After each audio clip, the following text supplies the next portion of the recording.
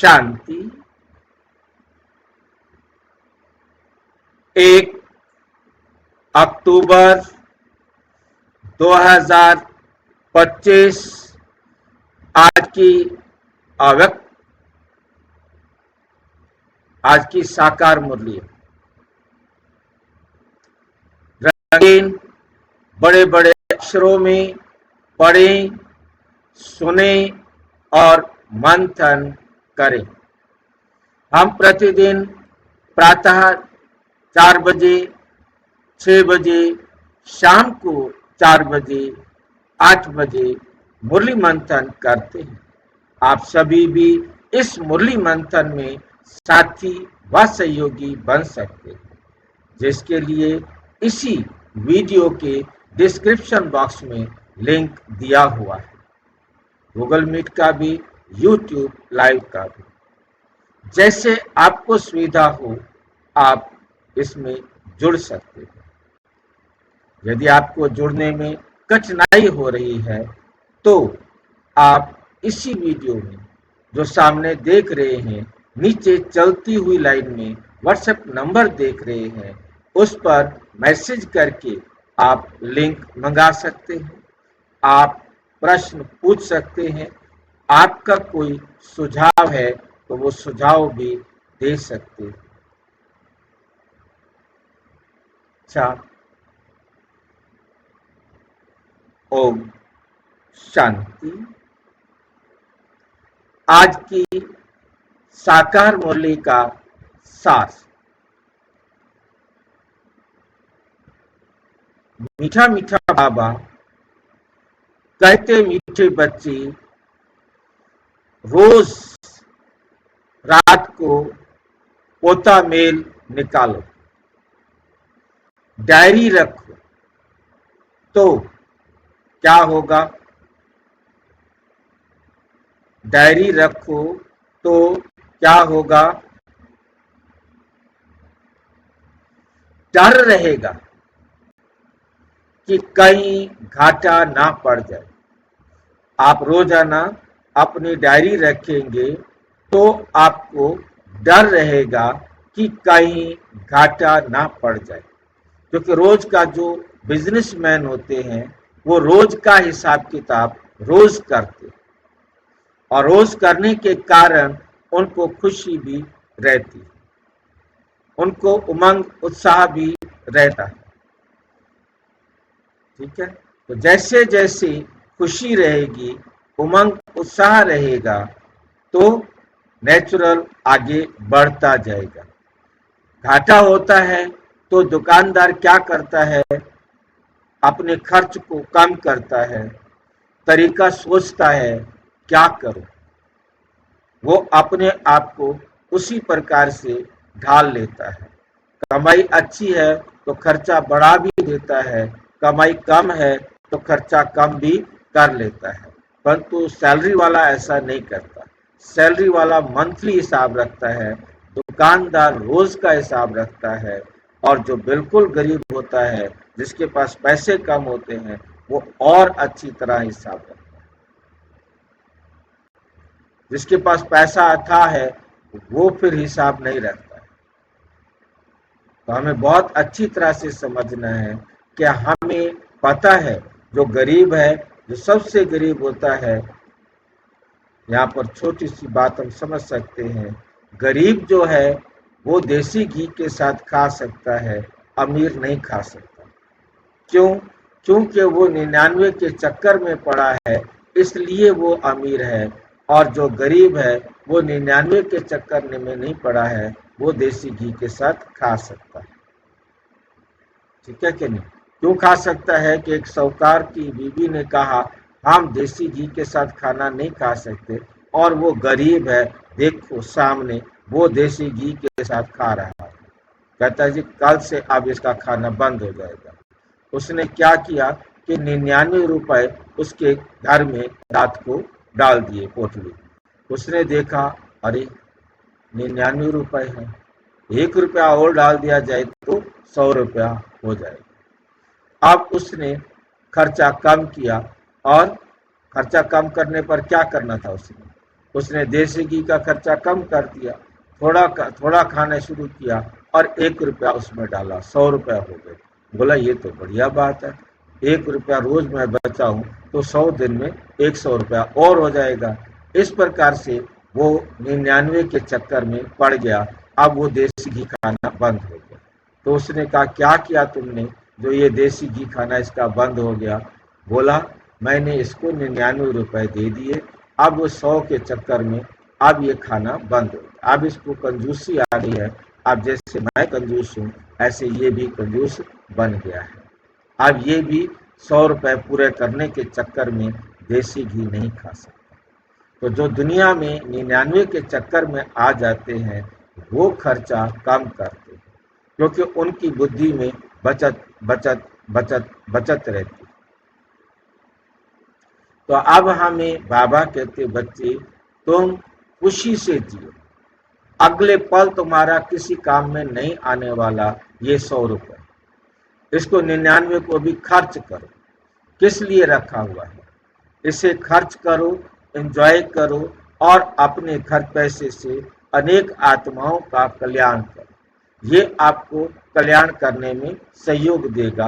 परंतु आप पैसा रख गए उसका किसी को भी कोई लाभ मिलने वाला नहीं, ना तुम्हें लाभ मिलने वाला है और ना ही किसी और को उसका लाभ मिलने वाला है, यहीं पड़ा रहेगा। तो अपने हाथों से अपना श्रेष्ठ भाग्य बनाओ, ये धन परमात्मा की इच्छा के अनुसार खर्च करो, सर्व के कल्याण में लगाओ। तो इस प्रकार से हम करेंगे तो हमारा फायदा होगा। और यदि हम रख के डर रहेगा ना, क्योंकि हमें सुधारना है, हमने अपना भाग्य श्रेष्ठ बनाना है। आप एक बार करेंगे उसी प्रकार से आप अपने भाग्य बनाने के चक्कर में लग जाएंगे। क्योंकि एक बार शुरुआत करनी, एक बार आप प्रदर्शनी समझाना शुरू करो, एक बार किसी को कोर्स कराना शुरू करो, एक बार किसी को परमात्मा का परिचय देना शुरू करो, ऑटोमेटिक आपके जीवन में परिवर्तन दिखाई देने लगेगा। प्रश्न, कल्प पहले वाले भाग्यशाली बच्चों को, कल्प पहले वाले भाग्यशाली बच्चों को बाप की कौन सी बात फौरन टच होगी? फौरन टच होगी, उसी समय उनको क्या हो जाएगी? टच हो जाएगी। कौन सी बात हो जाएगी तुरंत उनको टच?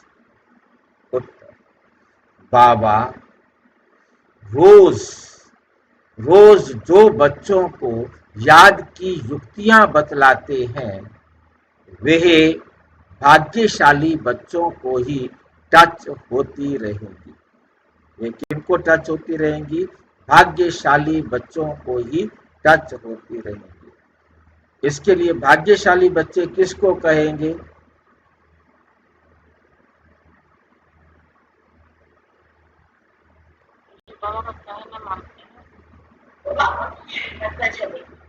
सामने पढ़ो क्या लिखा है।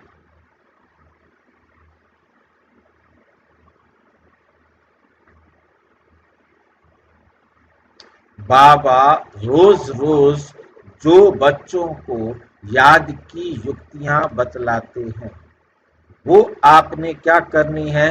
ताजी की ताजी स्वयं भी समझनी है और दूसरों को भी सुनानी, दूसरों को भी देनी। जब आपको देने का शौक लगेगा, फौरन अमल में लाएंगे, अप्लाई करेंगे, तो बाबा कहते उनको जल्दी से जल्दी और नई बातें, एक बात समझ में आई तब तो दूसरी बात समझ में आएगी। यदि पहली पहली बात ही समझ में नहीं आई तो अगली बातें कहाँ से समझ में आएंगी? तो उनको रोजाना नई नई बातें में टच होती रहेगी, भाग्यशाली बच्चों को टच होती रहेगी। क्योंकि अगला स्टेप तो उसे दिखाई देगा जो इस स्टेप पर आ जाएगा। जिसने अब पहला कदम नहीं उठाया तो उसका दूसरे कदम का रास्ता दिखाई नहीं देगा। आप सवाल कर रहे हैं, आपने एक फार्मूला अप्लाई किया, सवाल हो गया, अब दूसरा फार्मूला अप्लाई करने के लिए भी आपको समझ में आ जाएगा, तीसरा फार्मूला भी करने प्रैक्टिकल करने में समझ में आ जाएगा। अगला कदम आपको तभी दिखाई देगा जब आप जैसे जैसे आगे बढ़ते जाएंगे, वैसे वैसे बाबा का ज्ञान भी आपको अच्छी तरह स्पष्ट होता जाएगा। वे फौरन अमल में लाते, जो फौरन अमल में लाएगा उसके जीवन में परिवर्तन उनको दिखाई देगा और वो उसको और आगे बढ़ते जाएंगे। जो बढ़े ही नहीं तो फिर बढ़ेंगे कैसे? पहला कदम ही बढ़ने का नहीं करेंगे तो वो आगे बढ़ भी नहीं सकेंगे। बाबा कहते, बच्चे कुछ टाइम एकांत में बगीचे में जाकर बैठो, कुछ समय एकांत में बगीचे में जाकर बैठो, बाबा से मीठी मीठी बातें करो, अपना चार्ट रखो, तो उन्नति होती रहेगी। ओम शांति। मिलिट्री को पहले पहले सावधान किया जाता है। मिलिट्री को पहले पहले क्या किया जाता है? सावधान किया जाता है। हम है सेना, हमें सावधान किया क्या बोलकर? ओम शांति। सारे सावधान, अटेंशन प्लीज। हमारी ओम शांति और दुनिया वालों की होती है अटेंशन प्लीज। बाप भी बच्चों को कहते हैं, अपने को आत्मा निश्चय कर बाप को याद करो, बाप को याद करते रहते हो। बच्चों को समझाया है, ये ज्ञान बाप इस समय ही दे सकते हैं, बाप ही पढ़ाते हैं। भगवानोवाच है ना, मूल बात हो जाती है। ये है भगवान, ये कि भगवान है कौन? पढ़ाते हैं। ये कि भगवान कौन है? पहला बात खड़ा होता है, भगवानोवाच है ना, मूल बात है कि हो जाती है कि ये भगवान कौन है, कौन पढ़ाते हैं। ये बात पहले समझने और निश्चय करने की होती है। फिर अति इंद्रिय सुख में भी रहना है। आत्मा को बहुत खुशी होनी चाहिए। हमको बेहद का बाप पढ़ाते हैं। हमको कौन पढ़ाते हैं? बेहद का बाप पढ़ाते हैं। बेहद का बाप मिला है। बाप एक ही बार आकर मिलते हैं वर्षा देने। किसका वर्षा देते हैं? विश्व की बादशाही का वर्षा देते हैं। 5000 वर्ष पहले मिसल, ये तो पक्का निश्चय है। बाप आया हुआ है, फिर से सहज राज योग सिखलाते हैं। फिर से क्या करते हैं? हमें आकर के सहज राज योग सिखलाते हैं।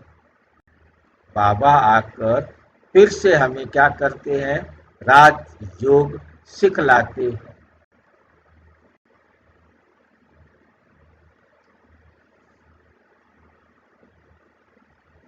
सिखलाना पड़ता है, बच्चों को सिखलाया नहीं जाता है। सिखलाना पड़ता है, बच्चों को सिखलाया नहीं जाता है। आप पे ही सीख जाते हैं। आप पे ही मुख से मम्मा बाबा निकलता रहेगा। बच्चा पैदा हुआ, उसे कोई कहता है जा करके छोटे बच्चे को कि आप पापा बोलो, थोड़ा सा समझाया जाता है और फिर वो कहना शुरू कर देता है, उसे याद रहता है। बच्चों के मुख से मम्मा बाबा, हर बात में वो एक बार समझ गए, फिर वो कहते रहेंगे मम्मा पापा, जो भी नाम याद करा दिया, दादा दादी नाना नानी, तो जो एक बार बता दिया जाता है वो कभी फिर भूलते नहीं। और हम इतने अच्छे बच्चे हैं, कितनी बार रोजाना बाबा हमें समझाता है, फिर भी हम कहते नहीं, फिर भी हम वैसा सोचते नहीं। इस बात को बहुत अच्छी तरह ध्यान से समझना। ये है रूहानी बाप। आत्मा का आत्मा को आंतरिक गुप्त नशा रहता है। आत्मा को क्या रहता है? आंतरिक गुप्त नशा रहता है। आत्मा को ही पढ़ना है, आत्मा को ही पढ़ना है। परम पिता परम आत्मा तो नॉलेजफुल है, वह कोई पढ़ा नहीं, वह कोई पढ़ा नहीं। उनमें नॉलेज है ही किसकी? नॉलेज है ये भी तुम्हारी आत्मा समझती है। बाबा में सारे सृष्टि के आदि मध्य अंत की नॉलेज है। कैसे एक धर्म की स्थापना और अनेक धर्मों का विनाश होता है, अनेक धर्मों का विनाश होता है, ये सब जानते हैं।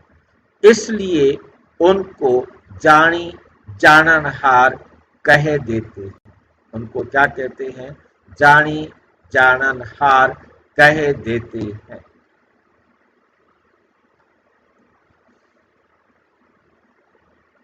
जानी जाननहार का अर्थ क्या है? ये कोई भी बिल्कुल जानते नहीं, ये कोई भी बिल्कुल जानते नहीं। अभी तुम बाप को ना अभी तुम बच्चों को बाप ने समझाया है, अभी तुम बच्चों को बाप ने समझाया है कि यह स्लोगन भी जरूर लगाओ, यह स्लोगन भी जरूर लगाओ कि मनुष्य होकर अगर क्रिएटर और रचना के आदि मध्य अंत को, ड्यूरेशन को, रिपीटेशन को नहीं जाना तो क्या कहा जाए? इस वर्ल्ड ड्रामा के ड्यूरेशन को नहीं जाना कि ये नाटक कितने समय का है, ये नहीं जाना कि ये ड्रामा हूबहू रिपीट होता रहता है, तो क्या कहा जाए ऐसे बच्चों को? ये रिपीटेशन अक्षर भी बहुत जरूरी है कि ये रिपीट होता रहता है, ये अक्षर भी बहुत जरूरी है। करेक्शन होती रहती है ना। गीता का भगवान, गीता का भगवान कौन है? ये चित्र बड़े फर्स्ट क्लास, ये चित्र बड़े फर्स्ट क्लास है। सारे वर्ल्ड में ये सबसे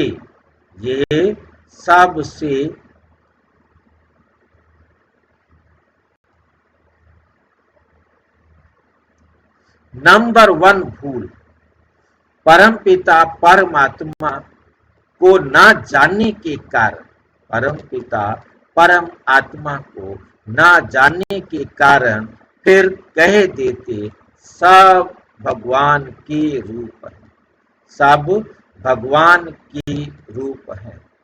जैसे तुम किसका बच्चा कहलाएंगे? फलाने का। फलाना किसका बच्चा? फलाने का। फिर कह देंगे वो हमारा बच्चा। फलावा बच्चे को कहो कि ना क्या कहते हैं, आपका बाप कौन है? छोटे बच्चे को कहा आपका बाप कौन है? तो पिताजी का नाम बता दिया। अच्छा उनका बाप कौन है? थोड़ा समझदार बच्चा था, दादा का भी नाम बता दिया। अब उसका बाप कौन है? अब उसके बाप पे किसी ने उसको समझाया नहीं, तो उसका बाप मैं, उसका कोई बाप और कोई है नहीं तो मैं हूं। तो बच्चे ने खुद को बताया कि मैं हूं उसका बाप। इस प्रकार से कहने का है कि पूछते जाओ कि उसका भगवान कौन, उसका भगवान कौन, उसका भगवान कौन। तो दुनिया में तो लाइन बहुत लंबी चौड़ी है भगवानों की, तो इसलिए वो हमारा बच्चा है, मतलब बाप को भी वो अपना बच्चा कह देगा। तो वैसे ये भी भगवान को जानते नहीं, दुनिया वाले भी भगवान को जानते नहीं है। हम भगवान हैं, इतना पूजा इतनी पूजा भी करते हैं, परंतु समझते नहीं। गाया हुआ है, गाया जाता है, ब्रह्मा की रात तो जरूर ब्राह्मण ब्राह्मणों की भी रात होगी।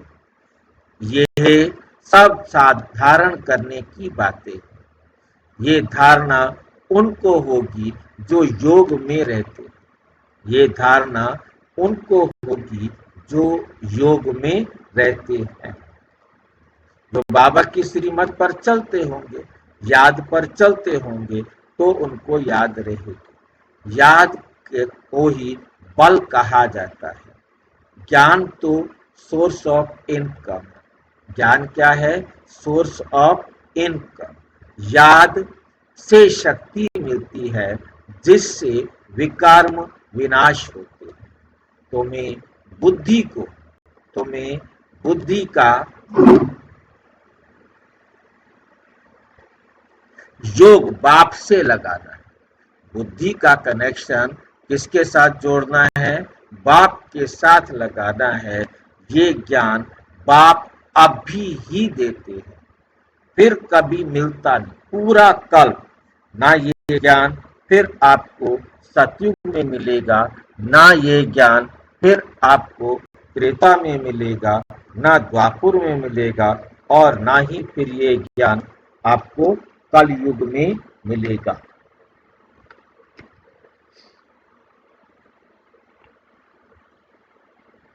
पूरे कल्प में केवल इसी समय ही आपको यह ज्ञान मिलता है, सिवाय बाप के कोई दे ना सके। बाप तो बाकी सब है भक्ति मार्ग के। बाकी सब कौन है? भक्ति मार्ग के। शास्त्र कर्म कांड की क्रियाएं, उसको ज्ञान नहीं कहेंगे। स्पिरिचुअल नॉलेज एक बाप के पास है और वे ब्राह्मणों को ही देते। वो किसको देते हैं? ब्राह्मणों को ही देते हैं। और कोई के और कोई के पास स्पिरिचुअल नॉलेज होती नहीं, और किसी के पास भी ये स्पिरिचुअल नॉलेज होती नहीं। दुनिया में कितने धर्म, मठ, पंथ हैं? कितने धर्म, मठ, पंथ हैं? कितनी मतें हैं? बच्चों को समझाने में कितनी मेहनत होती है। कितने तूफान आते हैं, गाते भी हैं, नैया मेरी पार लगाओ। सबकी नैया, सबकी नैया तो पार नहीं हो सकती। कोई डूब भी जाएगी, कोई खड़ी हो जाएगी।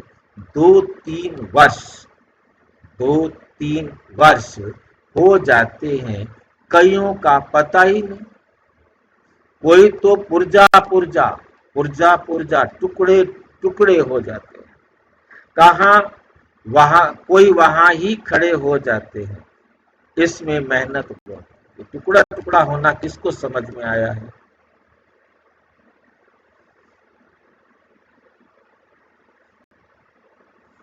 कोई वहां ही खड़े हो जाते हैं। दूसरी बात है, दो बातें हैं। टुकड़ा टुकड़ा होने का क्या मतलब है? वहां खड़े हो जाने का क्या मतलब?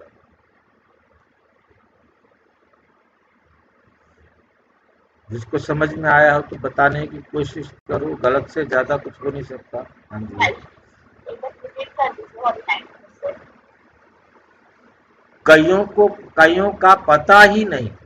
कोई तो पुर्जा पुर्जा टुकड़े टुकड़े हो जाते हैं, कोई वहां ही खड़े हो जाते हैं।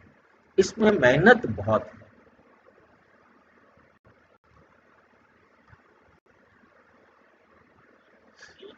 बहुत सारे मत हैं।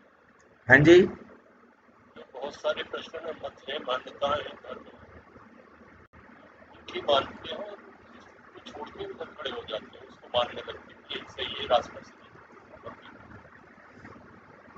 है। और कोई बोलो।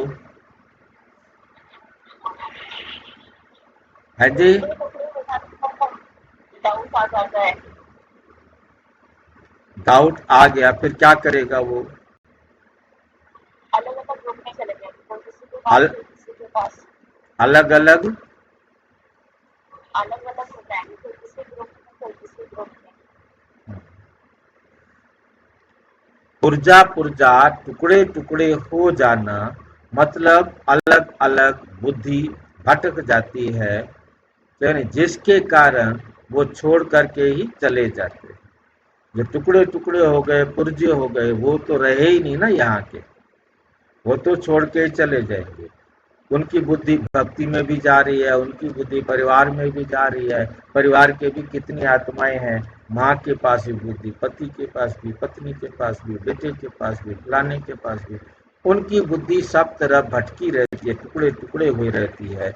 और कुछ ऐसे होते हैं आए जैसे, ठीक है रोजाना आना है, कथा सुननी है, क्लास करनी है, वो खड़े हो जाते हैं, वो सुधरते नहीं, वो वहीं के वहीं रहते हैं। बस ठीक है, हमने बिहार का प्याज व्याज नहीं खाएंगे भाई, हम पवित्र खाना खाएंगे।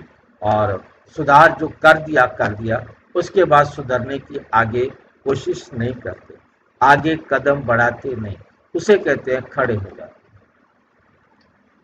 वो जब पहली क्लास में आए थे, आज उनको 20 साल हो गए हैं, वो वहीं के वहीं खड़े हैं, उनमें कोई सुधार नहीं आया।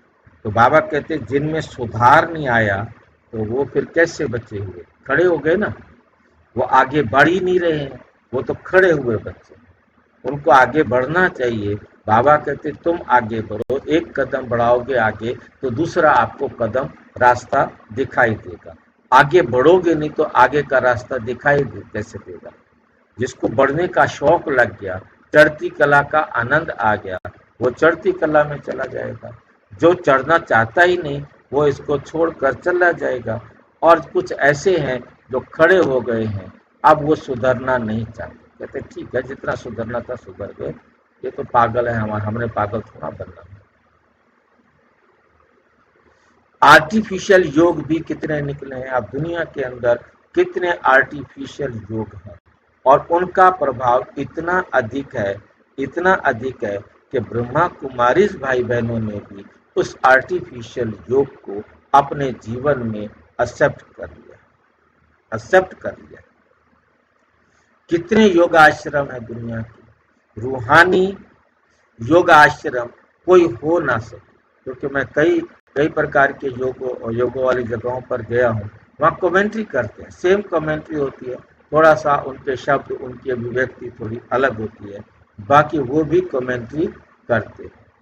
तो उस कमेंट्री से समझते हैं लोग बाग, कुछ ना कुछ उनको मिल रहा है, कुछ ना कुछ उनको समझ में आ रहा है, और जिसके कारण वो भी हमारे यहाँ भी आए, तो उन्होंने भी यहाँ भी कमेंट्री करना शुरू कर दिया। तो सब ने समझा ये बिल्कुल ठीक बात, तो कमेंट्री से ही योग उनका लगता है, परंतु उन्होंने कभी भी ये नहीं सोचा योग किससे लग रहा है। बाप ही आकर आत्माओं को रूहानी योग सिखलाते हैं। बाबा कहते हैं ये तो बहुत सहज योग है, इन जैसा सहज कुछ भी नहीं। आत्मा ही शरीर में आकर पार्ट बजाती है, आत्मा ही क्या करती है, शरीर में आकर पार्ट बजाती है। 84 जन्म मैक्सिमम है, बाकी तो कम कम होते जाते जाएंगे। ये बातें भी तुम बच्चों में कोई की बुद्धि में है। बुद्धि में धारणा बड़ा मुश्किल होती है, बुद्धि में धारणा बड़ा मुश्किल होती है। पहली बात, बाप समझाते हैं कहाँ भी जाते हो तो पहले पहले बाप का परिचय दो। बाप का परिचय कैसे देवें, इसके लिए युक्ति रची जाती है। इसके लिए क्या किया जाता है, युक्ति रची जाती है। वे जब निश्चय हो तब समझे, बाप तो सत्य है, जरूर बाप सत्य बातें ही बताते होंगे। इनमें संशय नहीं लाना चाहिए। याद में ही मेहनत है। इसमें माया ऑपोजिशन करती है। इसमें माया क्या करती है? ऑपोजिशन करती है। घड़ी घड़ी याद भुला देती है। इसलिए बाबा कहते हैं चार्ट लिखो तो बाबा भी देखे कौन कितना याद करते हैं, कौन कितना याद करते हैं। %% भी चार्ट नहीं रखते हैं। कोई कहते हैं हम तो सारा दिन याद में रहता हूँ। बाबा कहते हैं ये तो बड़ा मुश्किल है।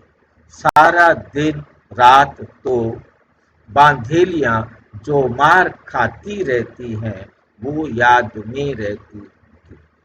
शिव बाबा कब इन संबंधियों इन संबंधियों से हम छूटेंगे? कब इन संबंधियों से छूटेंगे? आत्मा पुकारती है बाबा हम बंधन से कैसे छूटे? अगर कोई बहुत याद में रहते हैं तो बाबा को चार्ट भेजें। डायरेक्शन मिलते हैं। रोज रात को अपना पोता मेल निकालो। डायरी रखो। क्या रखो? डायरी रखो। डायरी रखने से डर रहेगा हमारा घाटा ना निकल आए। बाबा देखेंगे तो क्या कहेंगे? इतने मोस्ट बिलवेड को इतना समय ही याद रहती है। लेकिन बाप को स्त्री को लौकिक बाप को स्त्री को तुम याद करते हो, मुझे इतना थोड़ा भी याद नहीं करते हो। चार्ट लिखो तो आप पे ही लज्जा आएगी। क्या हम ऐसे बाप को जो बेहद का बाप है उसको हम कितना याद करते हैं? उसको हम कितना याद करते हैं? ऐसी हालत में पद पा नहीं सकूंगा। इसलिए बाबा चार्ट पर जोर दे रहे हैं। इसलिए बाबा क्या कर रहे हैं? चार्ट पर जोर दे रहे हैं। फिर चक्रवर्ती राजा बन जाएंगे। फिर क्या बन जाएंगे? चक्रवर्ती राजा बन जाएंगे।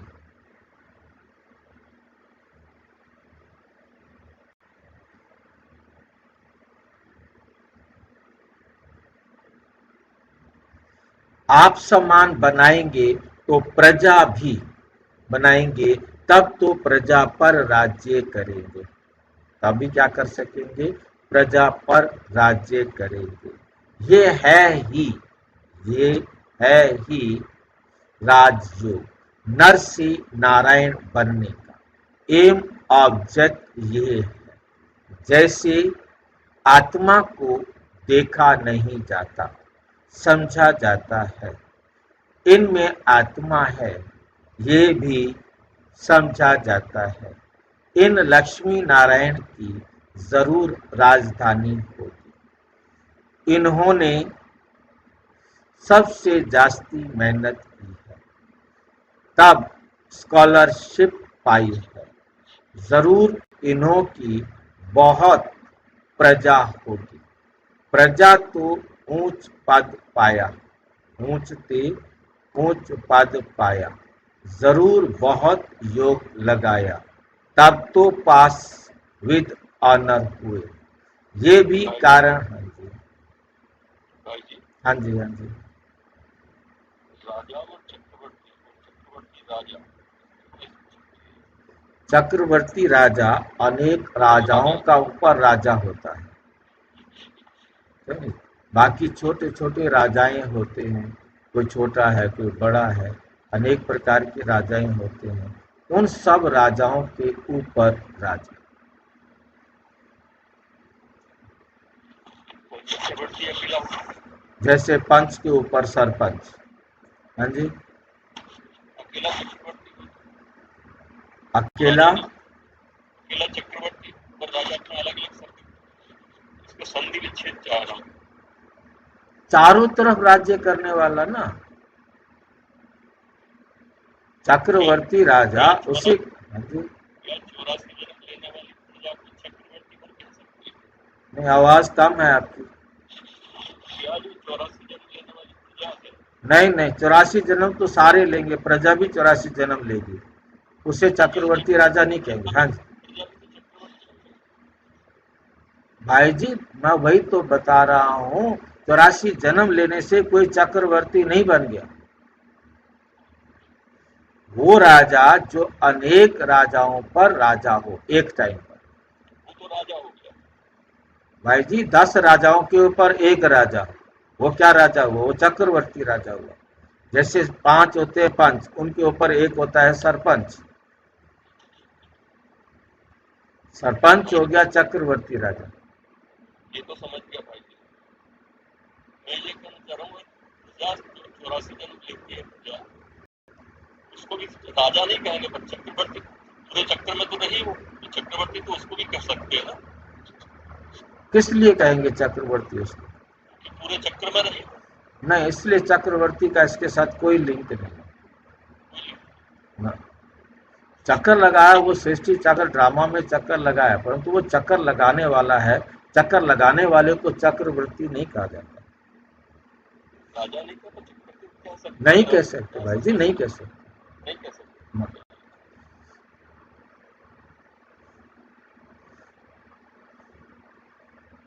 ये भी कारण निकालना चाहिए हमारा भाई योग। जी, हाँ जी, भाई जी, हाँ, चक्रवर्ती राजा फिर किसे कहते हैं?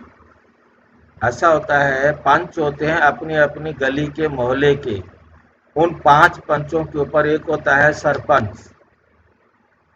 जो सरपंच होता है उसे कहते हैं चक्रवर्ती राजा। मतलब इस कहने का मतलब, छोटे छोटे राजाएं बहुत सारे हैं, एक उस कॉलोनी का राजा है, एक उस कॉलोनी का राजा है, या एक उस देश का राजा है, एक उस देश का राजा है। फिर उनके ऊपर जो राजा हो गया, जो सबसे बड़ा राजा होता है, उसे चक्रवर्ती राजा कहा जाता है। भाई हम्म। भाई राजाओं का राजा महाराजा ना, मतलब जो महाराजा हो। महाराजाओं के ऊपर फिर राजा। मैंने इसलिए, अब देखिए, कोई छोटे राजा है, कोई बड़ा राजा है, और उन सब के ऊपर जो एक होता है वो चक्रवर्ती राजा होता है।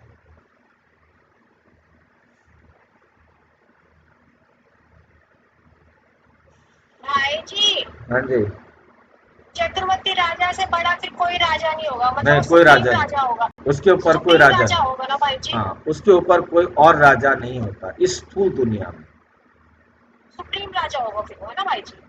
सुप्रीम इसलिए ये नहीं बात। यूज करते क्योंकि सुप्रीम परमात्मा के लिए प्रयोग होता है, परंतु इस धरती में जैसे सुप्रीम कोर्ट होती है नहीं, इस धरती पर सुप्रीम कोर्ट होती है, उससे नीचे हाई कोर्ट होती है, उससे नीचे मतलब लोअर कोर्ट होती है, हाँ जी। सेशन कोर्ट होती है, दुनिया भर की अनेक प्रकार की कोर्ट होती है। इसी प्रकार जी से अनेक प्रकार के राजाएं होते हैं, उन सब के ऊपर जो सुप्रीम कोर्ट है उसको चक्रवर्ती राजा कहा जाएगा। जी भाई जी। ये चक्कर लगाने के साथ इसका कोई लिंक नहीं है, चाहे कोई चक्कर लगावे या ना लगावे, वो अपने टाइम पर उस समय राजा होता है जिस समय वो सबका राजा है, चाहे वो 84 जन्म ले या ना ले।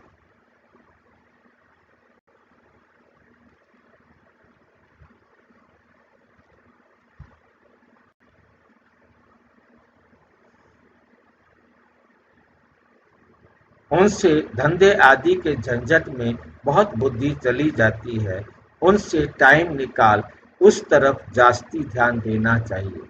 कुछ टाइम निकाल बगीचे में एकांत में बैठना चाहिए। फीमेल तो जा ना सके, वो बगीचे में कैसे जाए, घर के काम करने होते हैं, उनको तो घर संभालना है। पुरुषों को सहज है, कल्प पहले वाले जो भाग्यशाली होंगे उनको ही ये टच हो। उनको ये टच होगा कि आगे क्या करें। पढ़ाई तो बहुत अच्छी है, बाकी हर एक की बुद्धि अपनी अपनी होती है। कैसे भी करके बाप से वर्षा लेना है। बाप डायरेक्शन सब देते हैं, बाबा सारे डायरेक्शन देते हैं। करना तो बच्चों को है ना। बाबा डायरेक्शन देंगे जनरल, सामान्य। एक एक पर्सनल भी आकर कोई पूछे तो राय दे सकते हैं। तीर्थों पर, बड़े बड़े पहाड़ों पर जाते हैं तो पंडित लोग सावधान करते रहते हैं, बड़ी मुश्किलात से जाते हैं। तुम बच्चों को तो बाप बहुत सहज युक्ति बताते हैं।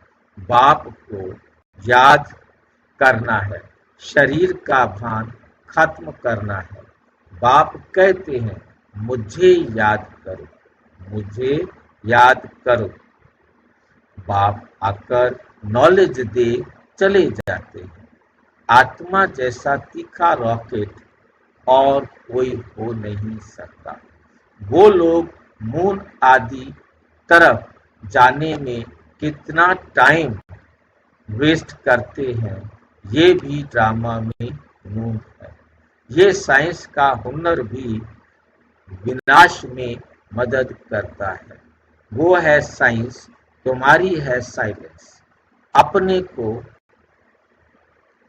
आत्मा समझ बाप को याद करना, ये है डेड साइलेंस। मैं आत्मा शरीर से अलग हूँ। ये शरीर पुरानी जुत्ती है। सर्प, कछुए की मिसाल भी तुम्हारे लिए है। तुम ही कीड़े जैसे मनुष्य को घूम घूम कर मनुष्य से देवता बनाते हो।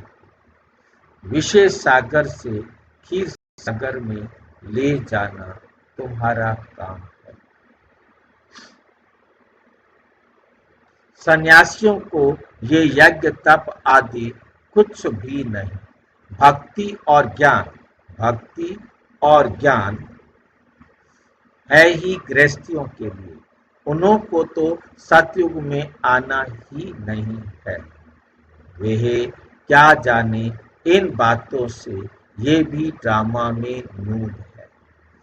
इस निवृत्ति मार्ग वाले की जिन्होंने पूरे 84 जन्म लिए हैं, वे ड्रामा अनुसार आते रहेंगे, ड्रामा अनुसार आते रहेंगे। इसमें भी नंबरवार निकलते रहेंगे। माया बड़ी प्रबल है। माया क्या है? बड़ी प्रबल है, क्रिमिनल है। ज्ञान का तीसरा नेत्र मिलने से आंखें सिविल बनती हैं। ज्ञान का तीसरा नेत्र मिलता है तो आंखें क्या बन जाती हैं? सिविल बनती है। फिर आधा कल्प कभी क्रिमिनल नहीं बनेगी। ये बड़ी धोखेबाज है। तुम जितना बाप को याद करेंगे उतना कर्म इंद्रियां शीतल होंगी। फिर 21 जन्म कर्म इंद्रियों को चंचलता में आना नहीं। वहां कर्म इंद्रियों में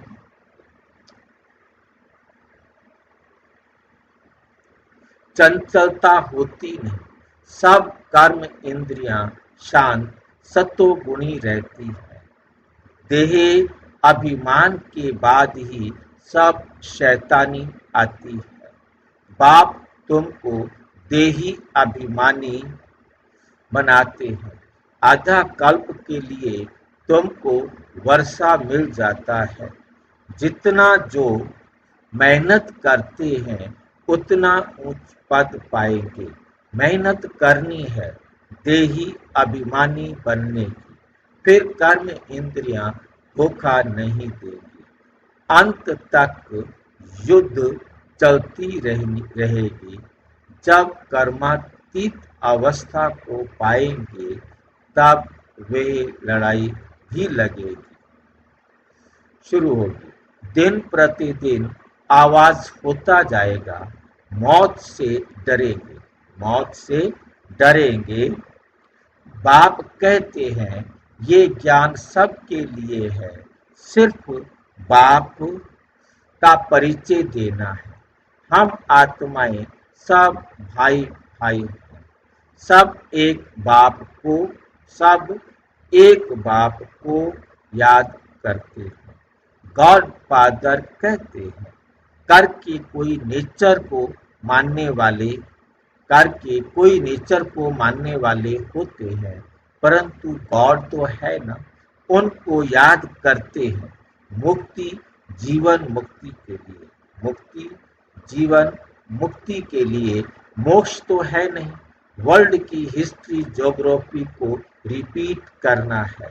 बुद्धि भी कहती है जब सतयुग था तो एक ही भारत था, मनुष्य तो कुछ भी नहीं कर सकते। इन लक्ष्मी नारायण का राज्य था ना, लाखों वर्ष की बात हो ना सके। लाखों वर्ष होते तो कितनी ढेर संख्या हो जाती।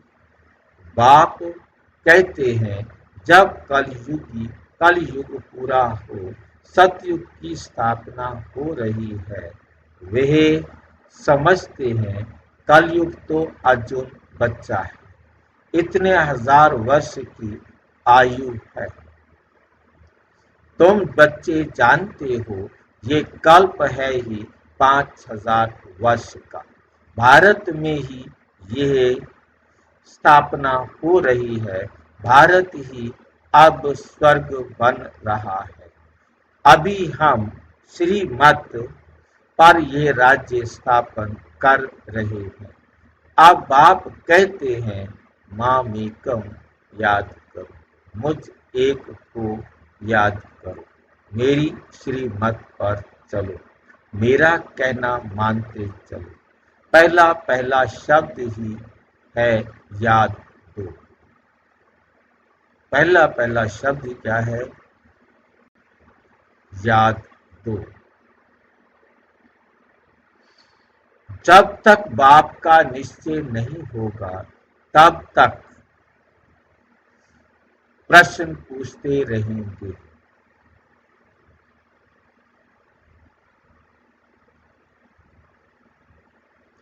फिर कोई बात का उत्तर नहीं मिलेगा तो समझेंगे ये जानते कुछ भी नहीं, और कहते हैं भगवान हमको पढ़ाते हैं। इसलिए पहले तो एक ही बात पर बैठ जाओ। पहले बाप का निश्चय करे कि बरोबर सभी आत्माओं का बाप एक ही है। वो रचता तो जरूर संगम पर ही आएंगे। बाप कहते हैं मैं युगे युगे नहीं, कल्प के संगम युग पर आता हूँ। मैं ही नई सृष्टि का रचता, तो बीच में कैसे आ सकता हूँ? कैसे आऊंगा? तो मैंने नई सृष्टि की रचना करनी है, तो चक्कर पूरा होगा तभी तो मैं आकर रचूंगा। मैं आता हूँ पुरानी और नई सृष्टि के बीच में। इनको पुरुषोत्तम संगम युग कहा जाता है। तुम पुरुषोत्तम भी यहाँ बनते हो। लक्ष्मी नारायण सबसे पुरुषोत्तम है। एम ऑब्जेक्ट कितनी सहज है, सबको बोलो। यह स्थापना हो रही है। बाबा ने कहा पुरुषोत्तम अक्षर डालो, क्योंकि यहाँ तुम कनिष्ठ से पुरुषोत्तम बनते हो। ऐसी मुख्य बातें भूलनी नहीं चाहिए, और संवत की डेट भी जरूर लिखनी चाहिए। यहाँ तुम्हारी पहले से राजाई शुरू हो जाती है। औरों की राजाई पहले से नहीं होती। वे तो धर्म स्थापक आए तब उनको उनके पीछे उनके धर्म की वृद्धि हो, करोड़ों बने, तब राजाई चले। तुम्हारी तो शुरू से सतयुग में राजाई होगी। तुम्हारी तो शुरू से क्या होगी? सतयुग में राजाई होगी। ये किसको भी बुद्धि में नहीं आता कि सतयुग में इतनी राजाई कहाँ से आई। कलयुग अंत में इतने ढेर धर्म है, फिर सतयुग में एक धर्म, एक भाषा, एक राज्य कैसे हुआ? कितने हीरे जवाहरातों के महल हैं। भारत ऐसा था जिसको पैराडाइज कहते थे। 5000 वर्ष की बात है। लाखों वर्ष का हिसाब कहाँ से आया? मनुष्य कितने मूंझे हुए हैं, अब उनको कौन समझाए? वे समझते थोड़े ही हैं कि हम आस्त्री राज्य में हैं। इनकी देवताओं की तो महिमा सर्वगुण संपन्न है। इनमें 5 विकार नहीं, क्योंकि देही अभिमानी है तो बाप कहते हैं। मुख्य बात है याद। 84 जन्म लेते लेते तुम पतित बने हो, अब फिर पवित्र बनना है। अब तुम्हें क्या बनना है? पवित्र बनना है। ये ड्रामा का चक्र है।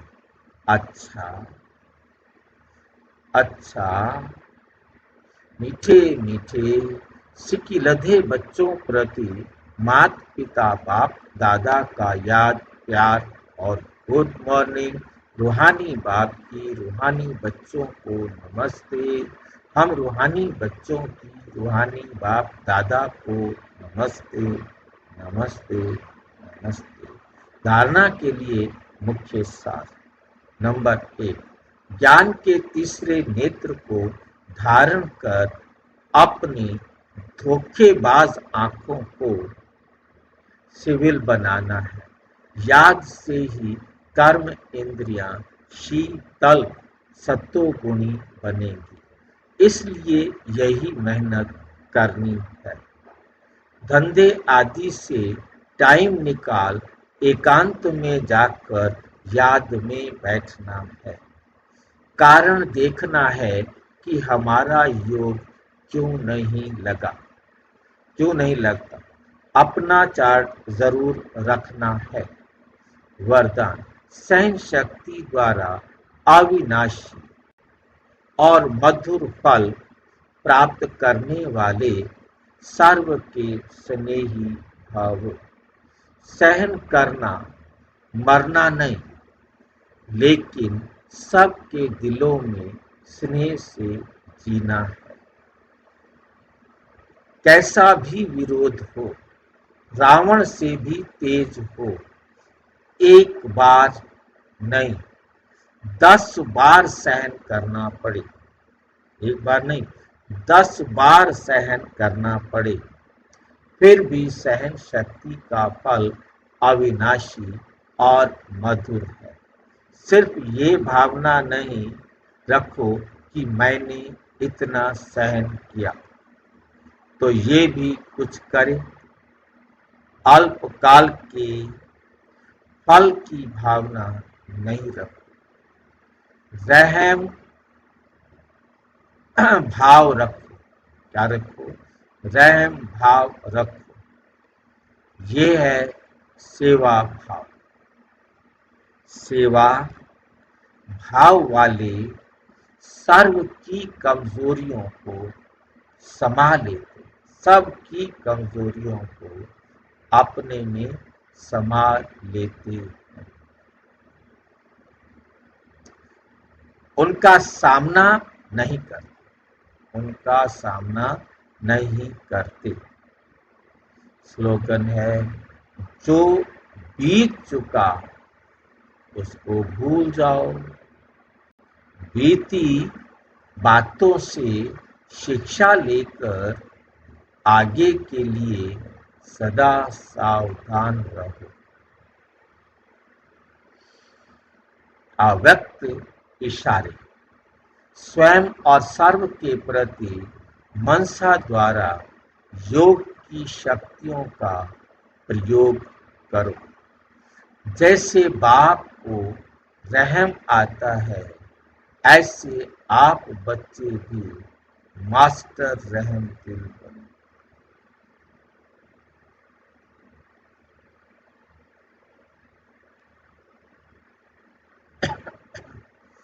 ऐसे आप बच्चे भी मास्टर रहम दिल बन अपनी मनसा वृत्ति से वायुमंडल द्वारा आत्माओं को बाप द्वारा मिली हुई शक्तियां दो। जब थोड़े समय में सारे विश्व की सेवा संपन्न करनी है, तत्वों सहित सबको पावन बनाना है, तो मनसा द्वारा तीव्र गति से सेवा करो।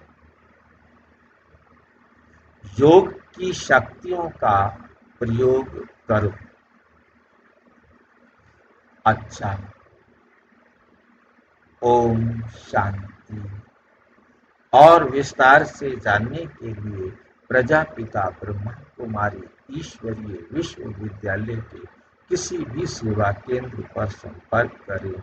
और यदि कोई प्रश्न है तो 9213106986 पर केवल टेलीग्राम करें। 9650692270 पर केवल व्हाट्सएप करें। ओम शांति। ओम शांति।